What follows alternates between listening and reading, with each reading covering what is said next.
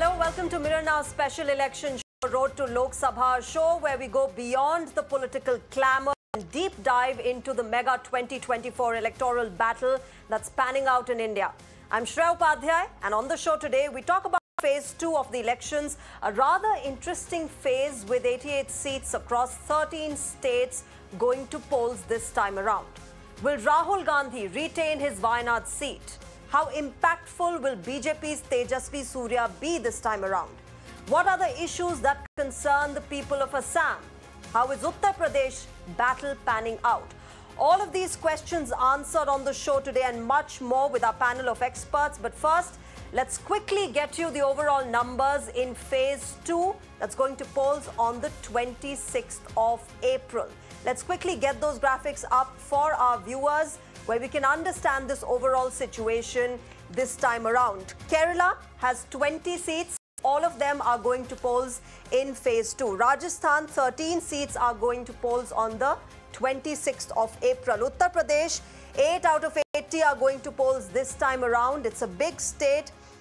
Phase-wise, it's going to go 7 seats in Madhya Pradesh going to polls in phase 2 on the 26th of April. Maharashtra has 8 constituencies as well, which will see voting in phase 2. Then we have Karnataka, another important state.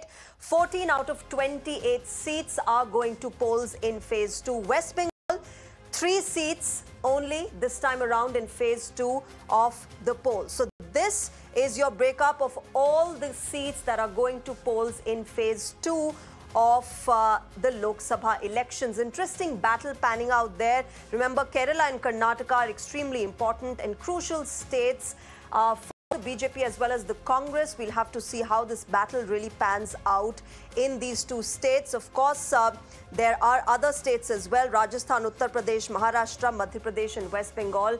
Crucial, important states going to polls in phase 2. We will, on the show, discuss state-wise the issues that concern the voters, the key candidates in this phase and the battle that's been panning out in each state. Let me quickly start with Kerala first, a very important state. But before that, let's quickly get you the 2019 results that were there. In 2019, Kerala had Congress with 15 seats. The BJP did not open its account, has no MP in Kerala. IUML has 2, CPIM has 1. The CPI, of course, has 0 as well. So, of course, Kerala remains a crucial state for the Congress as well as the BJP.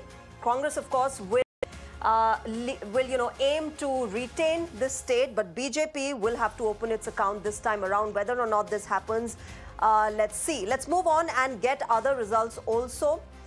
In fact, 2019 saw some very interesting battles panning out.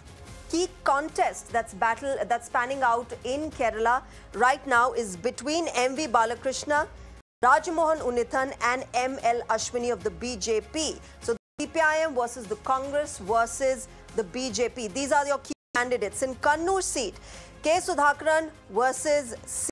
Raghunath. Important battle panning out there as well. Kannur, also remember, is an important seat, important constituency. In Vadakar, K.K. Shailaja and Shafi Parambil are the ones who will be fighting it out on this seat. In Wayanad, extremely important, very well known, Rahul Gandhi will look to retain his victory there versus BJP's Surindran versus CPIM's Annie Raja. Remember, the Congress and the left have been fighting it out in the state of Kerala, even though they remain allies in the India bloc against the BJP in the rest of the country. That rift, of course, has deepened, but very crucial battle that's panning out in Wayanad. On the show, we will talk about whether or not this time around Rahul Gandhi will be able to retain that seat. In Palakkad, we have V.K. Srikandan versus the BJP's Sri Krishna Kumar. Another important constituency in Kerala. How this pans out, what are the concerns of the voters, we'll talk more on that. Thrissur is another seat where BJP has focused on this time around as well. And from BJP, we have Suresh Gopi versus Congress's K. Muralidharan and the left's V.S. Sunil Kumar. Another important seat that political parties will be vying for in phase 2 of the elections. Let's move on and get you other battles as well. In Alappuzha, in Kerala, you have KC Venugopal of the Congress party versus the BJP's Shobha Surendran versus the left's A.M. Arif. So important battle, of course, in Alappuzha as well. How this battle will be panning out, we will have to see. Pathanamthitta, again, a very important seat in Kerala. BJP's Anil Antony versus Anto Antony. So the Antony versus Antony battle panning out on this seat. We'll have to see how this works out. Another big high-profile, high-stake battle is going to be playing out in Thiruvananthapuram, where Shashi Tharoor of the Congress party will fight it out with BJP's and Union Minister Rajiv Chandrasekhar. There's been a political war of words. There's been a war of words regarding the affidavit that was filed by Rajiv Chandrasekhar. All of this fight will be culminating on the 26th of April, and we will have to see how it pans out. But another high-profile battle that's going to be panning out in Kerala's Thiruvananthapuram. Now, in Kerala, remember, what are the key poll issues? National allies at war in state. Like I said, Congress versus the left. Every day, you have a new war of words that pans out between the left leaders and the Congress leaders. The centre versus state over fund disbursal. The southern states have alleged that the centre is not giving them enough funds and they give it to northern India. The state's anti-CAA NRC stance. Remember, once CAA was implemented by the centre, the state government of Kerala had said that we will not allow its implementation in Kerala. Another important issue that concerns people in Kerala is the rising human-animal conflicts. Day in and day out, we see elephants, wild elephants out on the streets and people getting injured or killed. That needs to be resolved by the government. There's a three-way contest between the BJP, the LDF and the UDF. And of course, we have been seeing Prime Minister Modi go down to Kerala several times, holding public rallies. Whether or not that translates into votes for the Bharatiya Janata Party and the party is able to open its account finally in Kerala, we'll have to see that. But for now, LDF, UDF and the Congress party will aim to retain that power, that dominance in the state of Kerala. So that three-way contest is going to be panning out in Kerala. Let's talk more about this on the broadcast. I'm joined by Karan Verma, he's an author. Dr. Nikul Patel, political analyst, joins us, and Madan Mohan Jha, senior political analyst, also is joining us. Good evening and welcome to all of you, gentlemen. Let me start with you, Karan Verma. How do you look at this? You know, Kerala is an important state. Reaching out to people in Kerala, but the Congress-led UDF, LDF alliance will also look to actually retain their power, something that the BJP has been trying to break, but it hasn't been able to since 2019.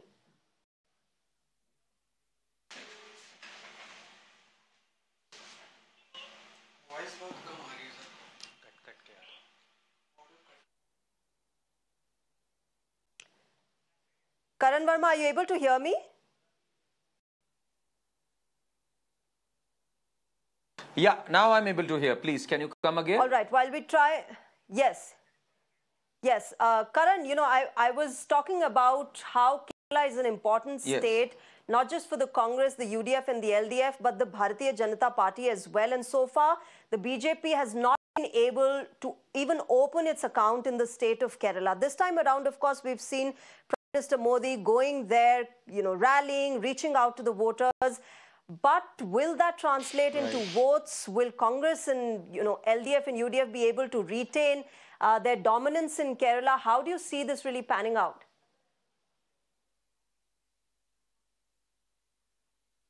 So yes, Kerala is one of the states where BJP is yet to open its account ever. And last time they secured a vote of close to 12%, which was remarkable by their standards. I mean, it was up from where they were in 2014. But still, there's a lot of work that needs to be done at the grassroots for them to make inroads here. But I do see an opening for them in Thiruvananthapuram. I believe Rajiv Chandrasekhar has a real chance of bagging that seat. There is some anti-incumbency against Shashi Tharoor. All the polls that came out, we could see that. Plus, I think the Prime Minister reaching out in the southern states, his entire movement from last time around to this time, they focused on Northeast and South particularly. So maybe probably a conversion of a couple of seats, but largely, yes, What will be interesting to see is how the Congress and the left, which are in crosshairs here, they've called out names to Pinarayi Vijayan. Even Pinarayi Vijayan has called out names to Rahul Gandhi, who did not show up the IUML flags when he had gone to file the nomination. So, that's an interesting dynamic that is playing out in Kerala. Rahul Gandhi's seat in Wayanad, that will be the one to watch out for. Because left has also fielded Annie Raja there, and BJP has also fielded their president over there. So, it's a great test for Rahul Gandhi whether they can max out there or not, because this is one of the states where they maxed out last time, 15 seats. So, if they're not able to max it here, it spells real trouble for Congress, because these are their areas where they have to do the maximum scoring. Anything that the BJP wins here is an extra for them, so there's not much to lose from them, from where I see it. Madan Mohan Jha, let me come to you. The fact that Pinarayi Vijayan has been having anti-incumbency against him, that sentiment is there across voters. There is the problem of delayed pensions. There's also the falling of agricultural products, particularly rubber. All of these issues combined with what already the voter is seeing, the fact that you're not one with the Congress, but you're an ally with the Congress across the country, all of that rift deepening further. Do you think, the Congress and the LDF, UDF will be able to sort of retain this time around?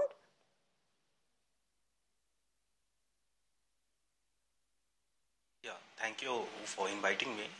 Yeah, this Kerala is very important for the Congress this time, because they want to retain their seat which they got in 2019. And there is nothing more for BJP here. But Wayanad, you can say that in Wayanad, Rahul Gandhi is comfortable there. And in all part of Kerala, there is a close contest between Congress and left, but Congress party is in edge there. Okay, Dr. Nikul Patel, as far as the BJP is concerned in the state of Kerala, from 2019, what we see, there's been a slight tone down, if we can say, of what the party has been pitching in Kerala from 2019, strong Hindutva pitch, to now sort of the Prime Minister going there, reaching out to the Christian community and also raking up the love jihad issue. How much of that actually resonates with the people on ground? See, when we talk of Kerala people have voted for Congress and other people in 2019. But when it comes to BJP, they have discarded BJP in 2019. Not a single seat we found for BJP. But Honorable Prime Minister tried best in last 5 years. He put down Vande Bharat. He went for campaigning. He went for inaugurations. Apart from that, what always Pradhan Mantri used to play the political game like Jihad, then we see Kerala story movie, and then based on that, we find speeches from them. So I think the people over there are really not going to be affected by such communal things, because they know that their basic requirements and needs, what is they are satisfied by the local government. And Bharatiya Janata Party has still find his footing on the ground.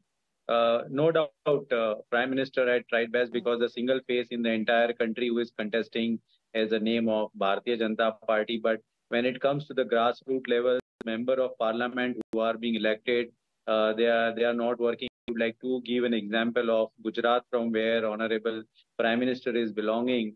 In last 5 years, member of parliament grant of around 220 crores were left unspended. So that shows that how potential the member of parliament are from Gujarat, that they are not even able to spend the money. But now if we see the current status of Kerala, I think that 2-3 seats which are of very much important, that is Wayanad, then Sasi Tharoorji, K.C. Venugopalji. I think they all are strong enough in the ground, and they will be winning, and they will lead the entire India bloc and try to get out maximum seats over there. So I don't find BJP is opening any of the seat right now in Kerala, because they are not talking of the basic needs of the people there, but they are talking of this communal things, and that are not going to make the way for BJP in Kerala.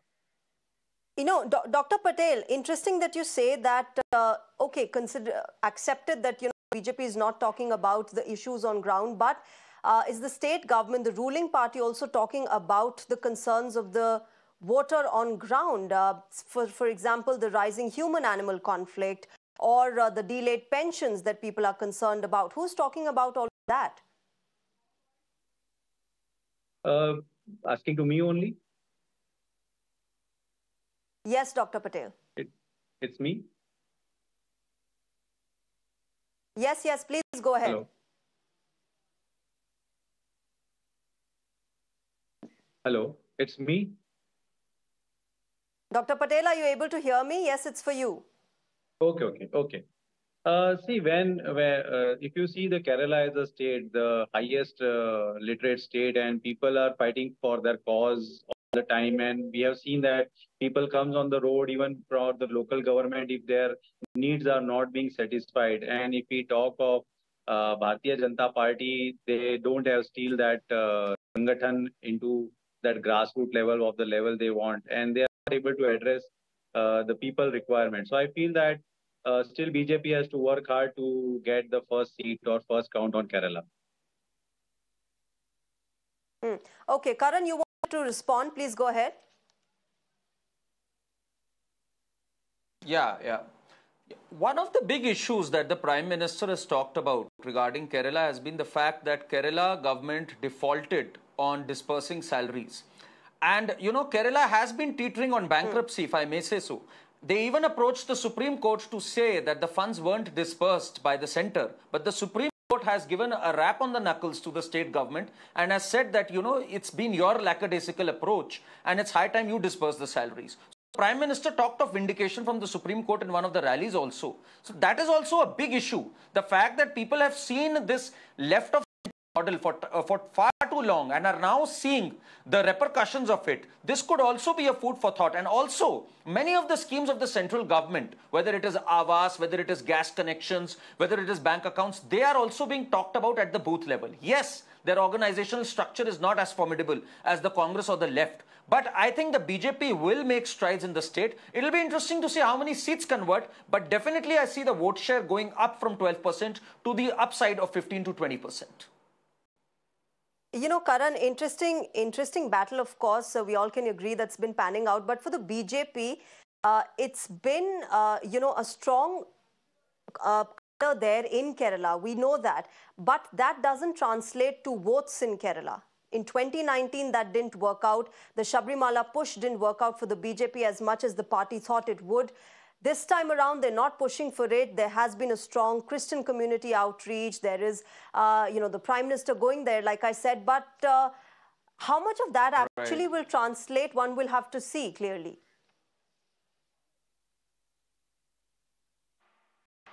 I think one of the departures from the last time to this time has been that if you look at the narrative this time by the Prime Minister also, particularly in Kerala, it's been not that much of polarizing issues. It's not been that much of Hindu, Muslim or Sabrimala. It's been bread and butter issues.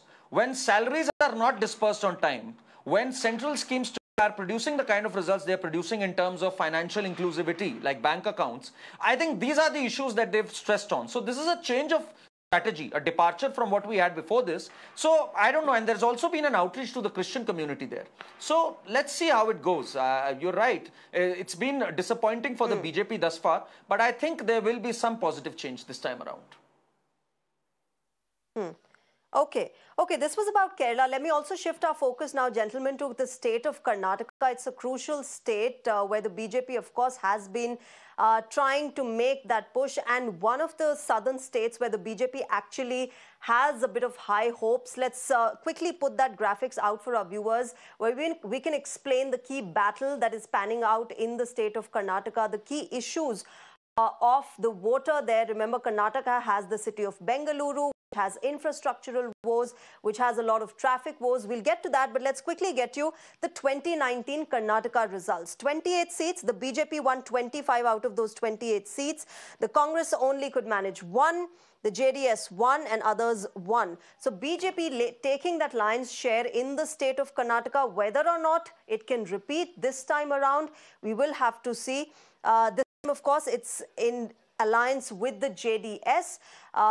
let's see how this battle really pans out. But the key poll issues in the state of Karnataka, drought has been an extremely big concern for the people there. Apart from that, border issues there in the state also prevail. Apart from that, of course, the age-old Kaveri water sharing concern still remains. No government has been able to resolve it. There's always a tussle as soon as summer season comes.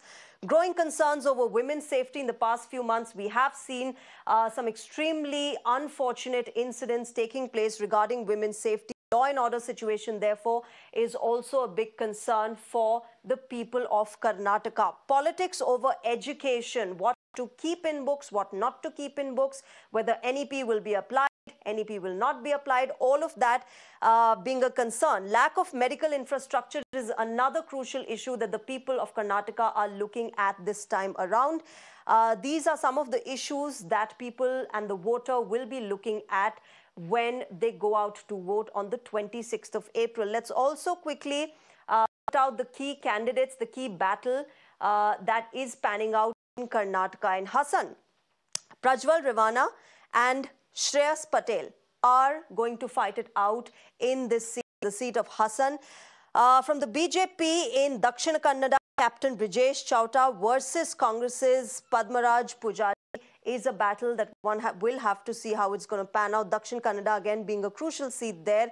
Chitradurg has Govind Karjol of the BJP versus B.N. Chandrappa, another important seat. Chitradurg is something that remains crucial. Mandya, of course, has H.D. Kumaraswamy versus Venkat Ramane Gowda. Important battle panning out. In fact, Venkat Ramane Gowda is the wealthiest candidate in phase 2. So that also is something that one should keep in mind when going out to vote. Mysore in Karnataka has the royal families Yaduveer Vadiyar versus the Congress's M. Lakshmana. Another important seat there, and we'll have to see if Mr. Vadiyar is able to retain that quote-unquote crown on this seat. Chikbalpur in Karnataka has K. Sudhakar versus M.S. Raksha Ramaiya. Again, important seat there, Chikbalpur in Karnataka. We'll have to see which one of these heavyweights actually move forward in this election. The key poll issues, of course, like we said, growing water crisis in Bengaluru. There has been water shortage. People have been getting in tanks. They've been fined for overuse of water by societies. That remains a big concern. Traffic snarls during peak hours. In fact, this is an issue that has been a constant in all elections, and unfortunately it hasn't been resolved by any of the political parties that has come to power. Infrastructural woes in Bengaluru again remain along with the traffic woes. Growing concerns over women's safety in the IT city is also a big concern. Growing concern over women's safety, right? So a lot of violent incidents taking place regarding women there. Poor intra-city connectivity is also something that Bengalurians will be looking at when they go out to vote, and they want their candidates to resolve. So connectivity, water shortage, infrastructure, all of these issues actually remain in Bengaluru. How the voter translates and how the voter thinks, we'll have to see how this really pans out there. In Bangalore rural in Karnataka, the key candidates there, C.N. Manjunath of the BJP versus D.K. Suresh. D.K. Shivakumar's brother, D.K. Suresh, is the second wealthiest candidate in phase 2 of the Lok Sabha elections this round. In Bangalore, north of Karnataka, Shobha Karanjali of the BJP versus Rajiv Gowda of the Congress party. Important battle panning out there as well. In Bangalore South, of course, we have Soumya Reddy of the Congress versus BJP's young Tejasvi Surya. Whether Tejasvi rises this time around further, we'll have to see in Bangalore South. The voter apathy in Bangalore has also been a big concern.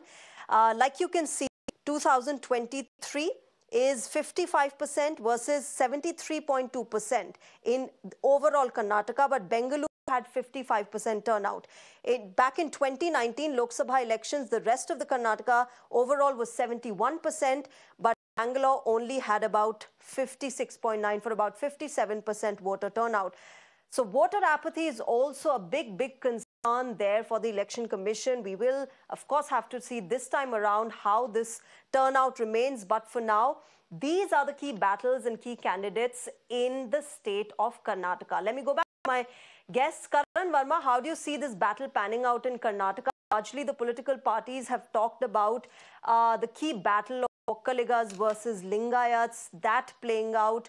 How do you see this really now moving forward?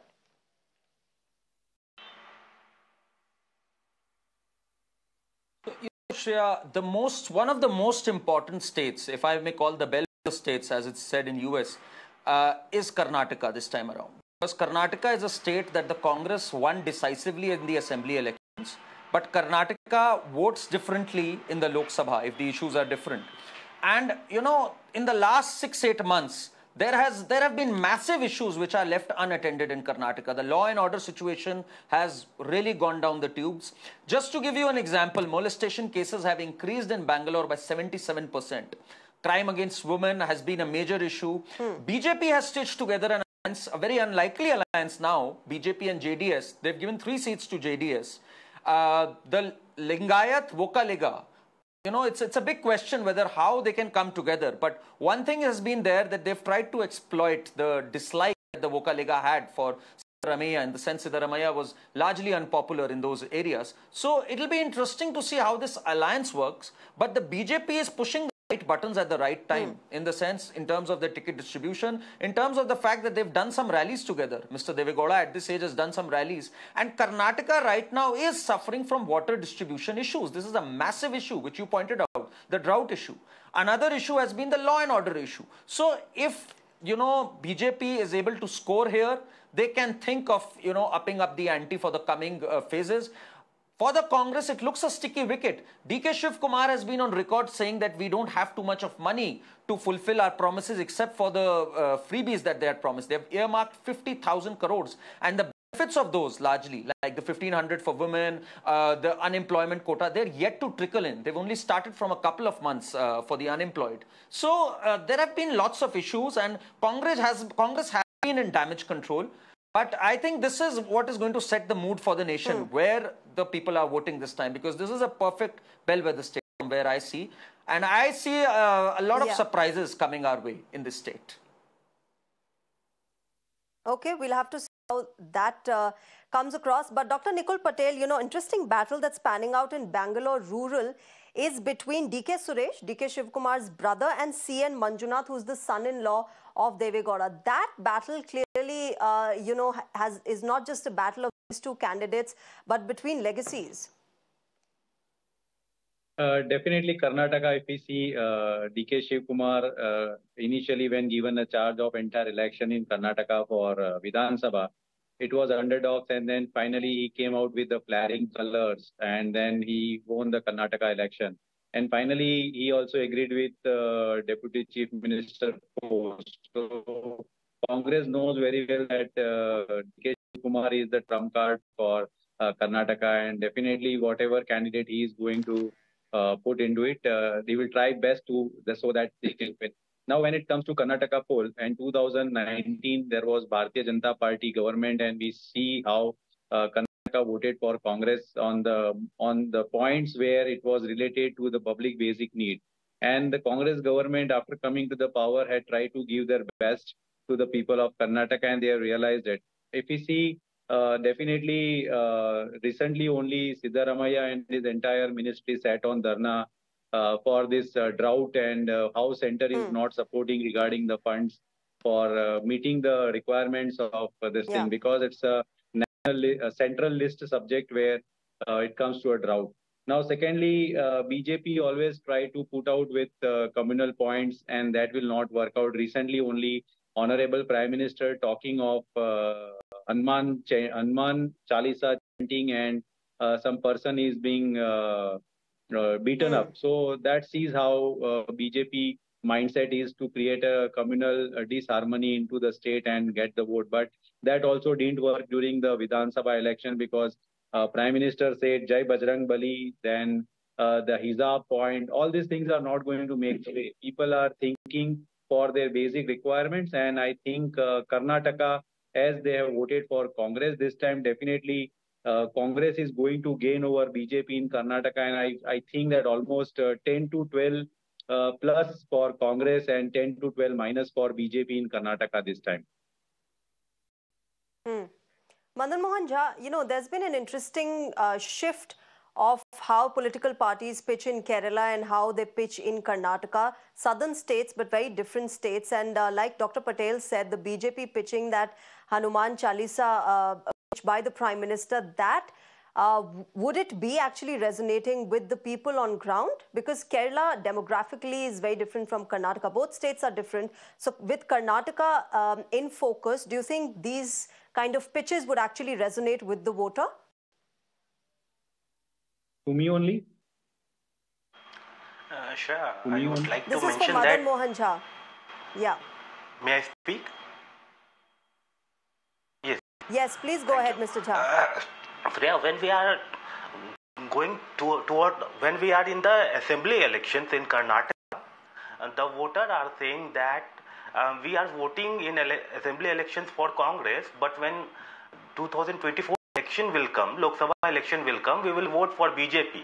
And the data which we are getting right now from the field, it also suggests that BJP is having the edge in Karnataka and even Vokaliga. And you can say that the alliance with JDS definitely benefit the BJP in Karnataka, and even the Dalit caste, which were the core voter of the Congress, are toward BJP. Okay, so shift there, of course, of that vote also towards the BJP. But quickly, let me ask you, Karan Verma, then, this Lingayat and Vokaliga issue and this focus will play out in Karnataka. But interesting battle in Mandya also, where there's a Vokaliga versus Vokaliga. There's H.D. Kumaraswamy, the NDA candidate, versus Venkataraman Gowda. Interesting battle and interesting fight that's panning out there as well. Who do you think would have the edge finally?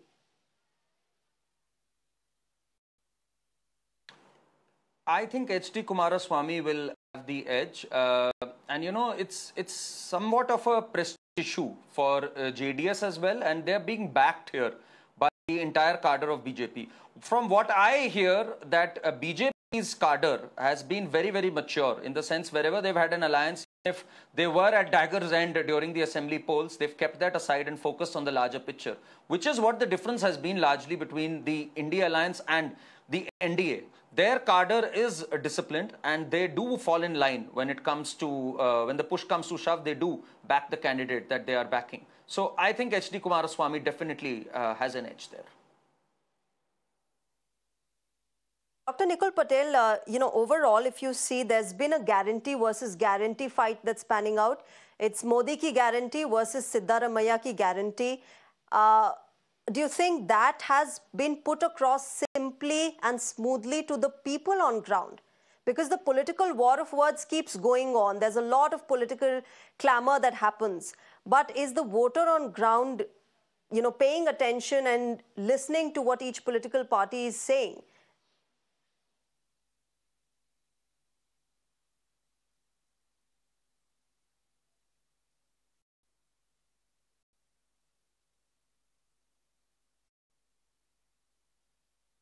Dr. Patel, are you able to hear me?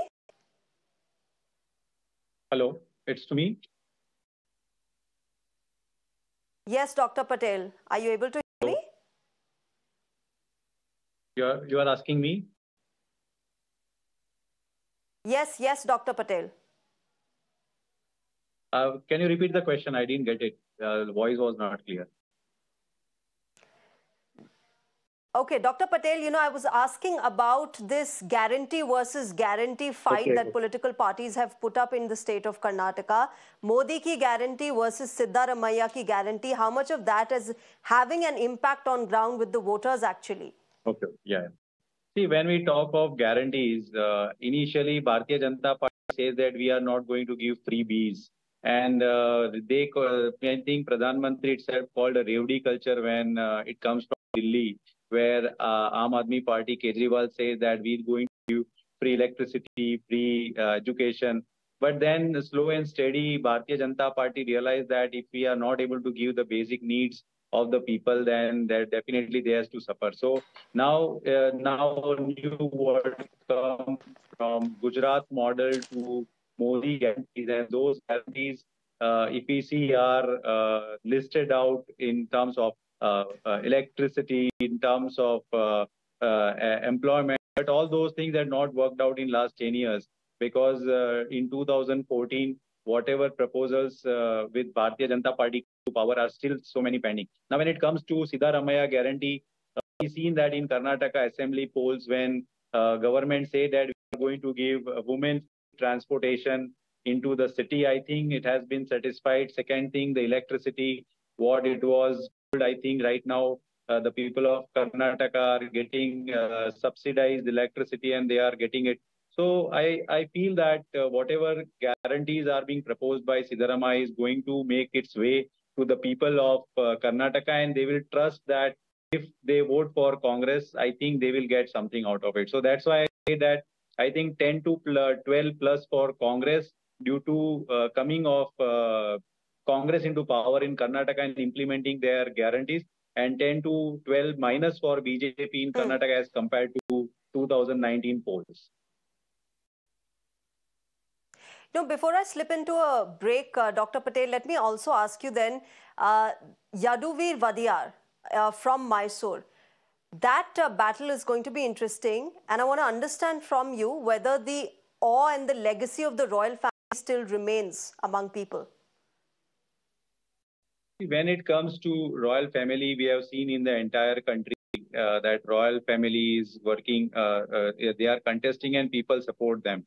Now, when it comes to a particular Mysore seat, definitely we know that Mysore has a good legacy of this royal family, and let's see how it works out. But people are going to vote for their basic needs and basic rights. So I think that we have to wait for 4th of June.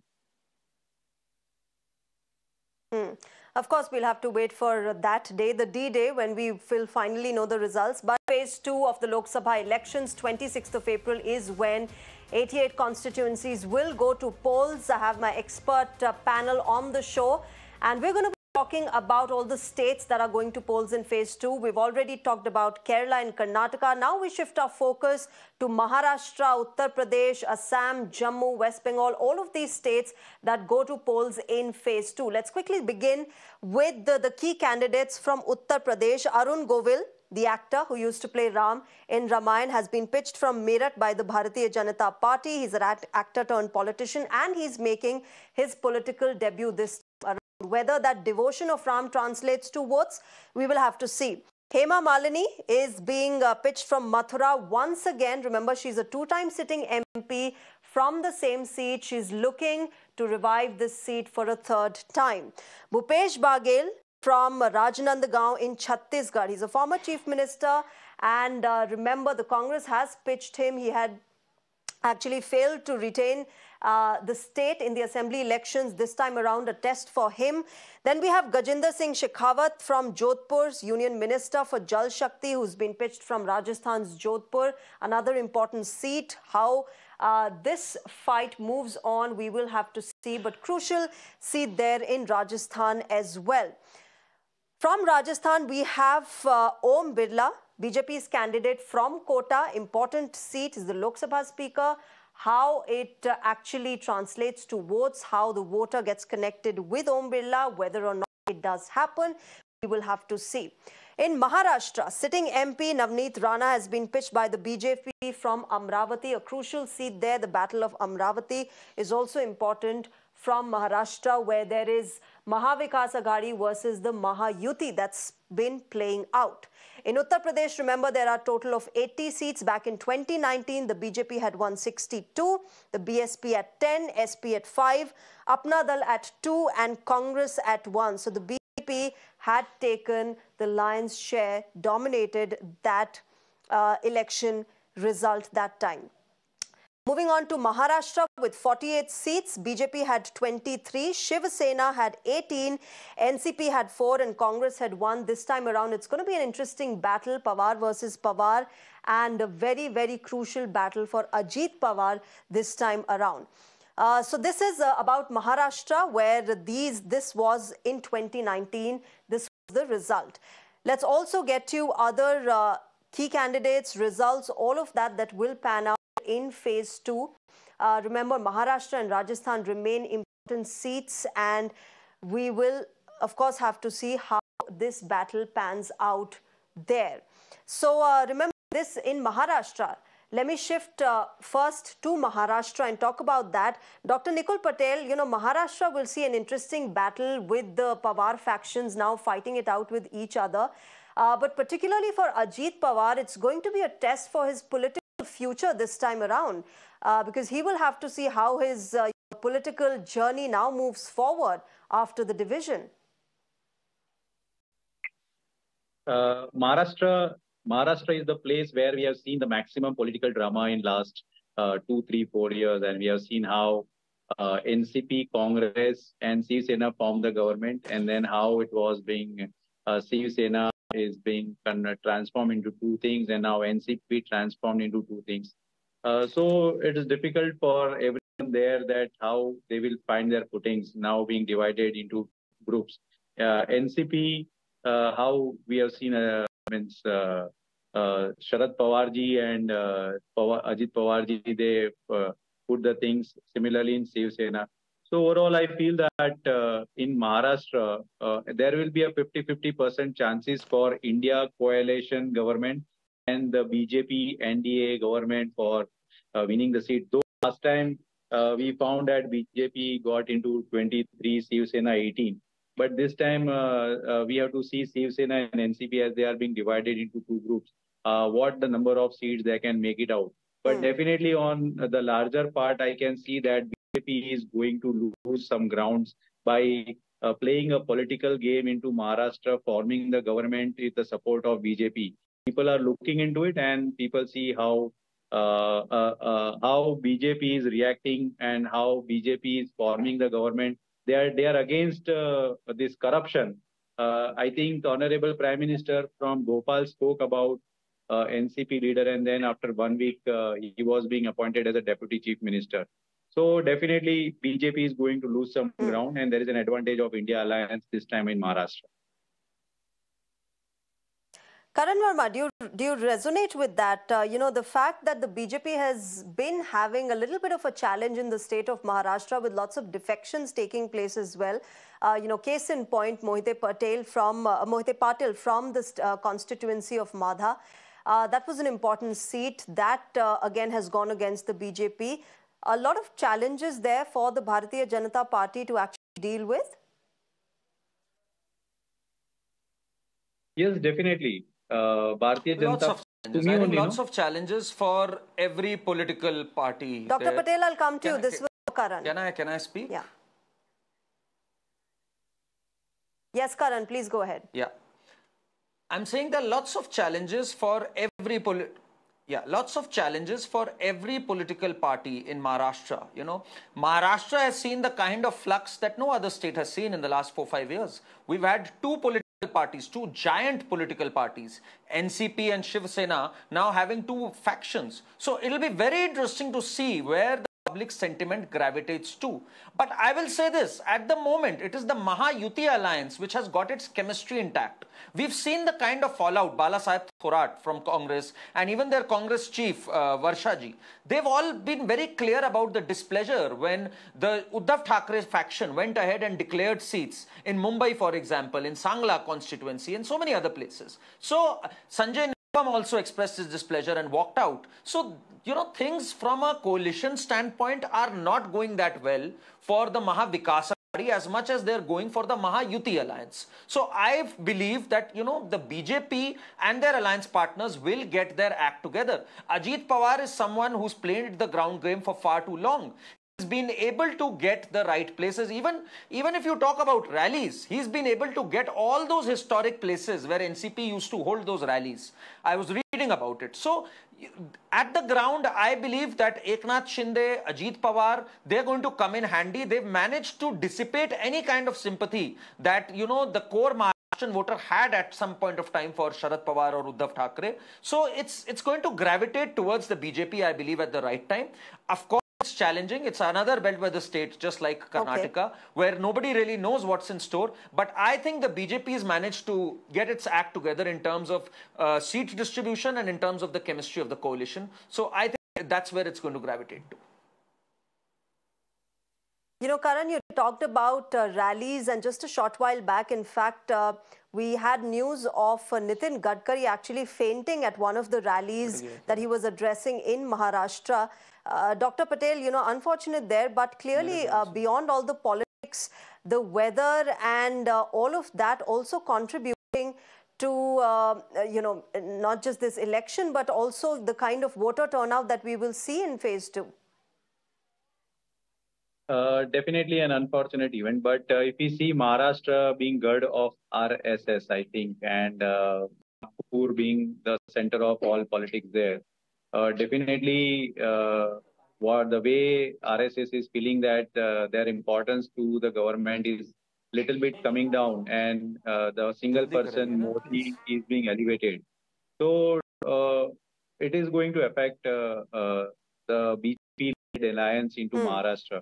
And this time, if you see, as what happened, as my colleague rightly, my co-panel member rightly said that so much of political drama you can find in Maharashtra. It's now people of Maharashtra has to decide that whom they want to be into the Lok Sabha. So definitely a big challenge for both the coalition, India coalition as well as NDA. Yeah, and I'll tell you, one of the dramas that will play out quite interestingly will be on the seat of Baramati, where there's Supriya Sule versus Sunetra Pawar. Madan Mohan Jha, how do you see the Baramati battle playing out? It's Supriya Sule versus Sunetra Pawar, Ajit Pawar's wife. Yeah, Baramati seat is very interesting, and Supriya Sule, it is called the Ajit Pawar Gad, but right now Supriya Sule is having as there, and if we see overall Maharashtra, then we voters are confused because India Alliance are giving challenges to the NDA, but because there is a internal conflict between the India Alliance, so the voter has flewed away toward NDA.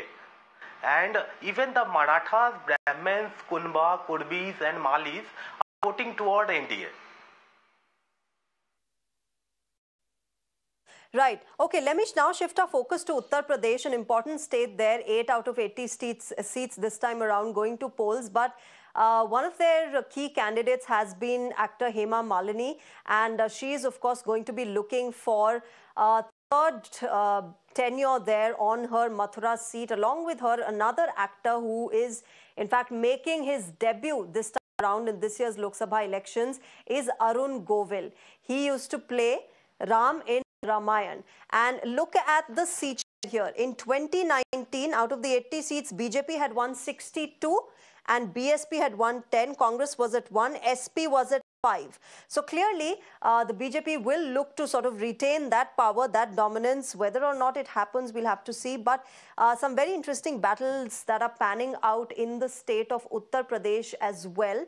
And of course, the SP also will be looking at what they would want to in this year's election. Here you have Arun Govil from Meerut. He is making his political debut. He has been speaking with the media as well, saying that once he's voted to power, he will look at the concerns and the issues of the people. Along with him, we also have Hema Malini, who has been pitched once again by the Bharatiya Janata Party from the seat of Mathura.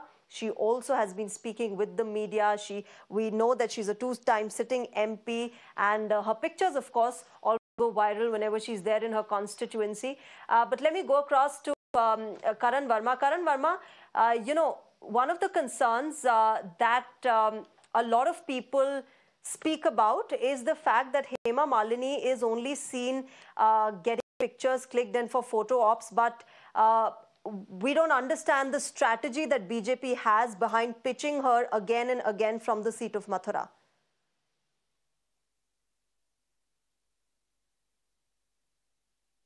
You know, BJP follows that strategy, I guess, that if it ain't broke, don't mend it. So I agree with you that it's only been photo optics, doesn't mean much, but it's the Modi and the Yogi wave that she's going to ride on and perhaps win for the third time. Because last time, if I put this in perspective, the 8 seats which are going to polls, out of them 7 seats were won by the BJP last time when there was a solid alliance against the BJP. We had SP, BSP and RLD. This time around, BSP is going solo.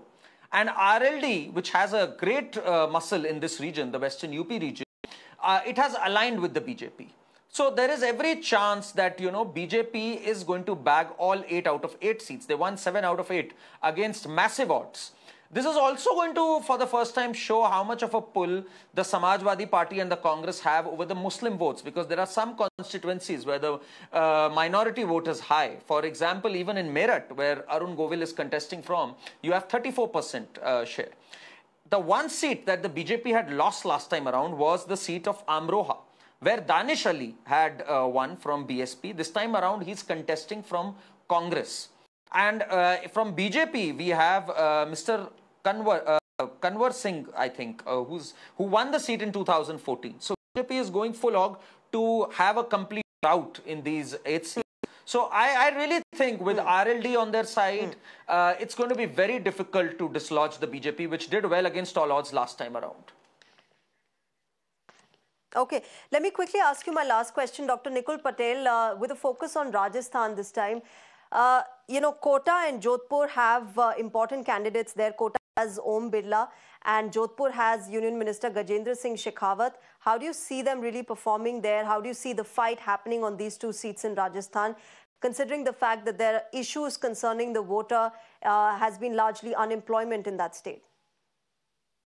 When we talk of Rajasthan, they have the voters have a different strategy while polling for Lok Sabha and polling for Vidhan Sabha. We have always seen that in Vidhan Sabha, they used to change the government every 5 years. And in Lok Sabha, last time, if you see 25 out of 25 seats were for Bharatiya Janata Party. And people think that they are voting for Honorable Prime Minister Narendra Modi, and whatever the candidate Om Birla or Union Minister, I think this time also they will not be find any much difficult in winning the seats over there. But definitely Congress and its alliance will try to push down the margin that was there last time. But overall, if we see, I feel that they will be able to win it comfortably.